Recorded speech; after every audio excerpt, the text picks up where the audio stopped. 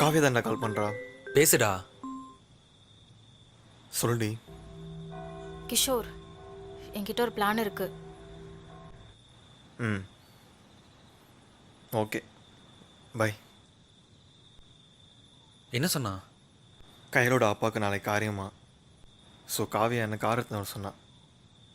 காவியா ஒரு ஐடியா சொன்னா. என்ன ஐடியா? உன்னே நாளைக்கு கூட்டின்னு வர சொன்னான். அங்கே போய் காம்ப்ரமைஸ் பண்ணிக்கலான்னு. சரியா வருமா? வேறு வழி இல்லைடா. ட்ரை பண்ணி பார்ப்போம்.